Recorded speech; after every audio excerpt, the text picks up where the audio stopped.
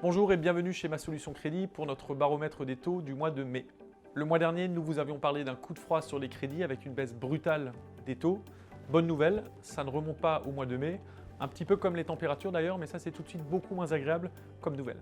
Allez, jetons tout de suite un œil sur notre baromètre des taux pour voir que la tendance est effectivement parfaitement stable. Les taux champions sont toujours de 0,80% sur 15 ans, 1% sur 20 ans et 1,25% sur 25 ans.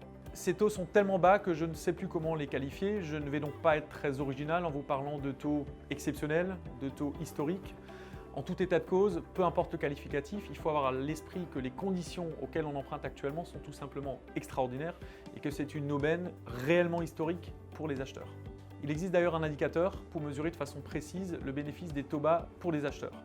Plutôt que d'analyser d'un côté les taux de crédit et de l'autre côté les prix de l'immobilier, on va conjuguer les deux. L'acheteur qui se demande quel est le réel bénéfice des taux bas dans un contexte où les prix augmentent a donc une réponse claire puisqu'il peut comparer avec des données historiques le montant auquel il pourrait accéder avec une même mensualité selon les années. Nous avons donc étudié l'évolution du pouvoir d'achat immobilier à Strasbourg. En avril 2012, pour une mensualité de 1 000 €, on pouvait emprunter 169 000 €. À un prix au mètre carré de 2 396 €, on pouvait donc acheter 70 mètres carrés. Aujourd'hui, en avril 2019, pour cette même mensualité de 1 000 €, on peut emprunter 217 000 €.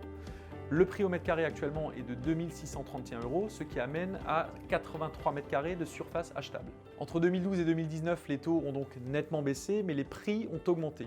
Cela étant, le pouvoir d'achat immobilier reste extrêmement positif puisqu'il ressort à plus 48 000 €, soit 13 mètres carrés en plus qu'on peut acquérir aujourd'hui par rapport à 2012. C'est évidemment considérable. Par ailleurs, il faut avoir à l'esprit que ce phénomène d'augmentation des prix sous l'effet des taux bas ne se vérifie pas partout. C'est vrai en particulier dans les grandes villes, mais ça l'est beaucoup moins dans les villes moyennes ou les petites villes. Si vous projetez donc d'acquérir un bien immobilier dans une ville moyenne, petite ou à la campagne, votre pouvoir d'achat immobilier est probablement encore plus fort. Dans tous les cas, que vous souhaitiez réaliser un projet immobilier, un projet professionnel ou si vous avez un besoin de regroupement de crédit, rendez-vous dans l'une de nos 10 agences ou sur masolutioncredit.fr. À bientôt!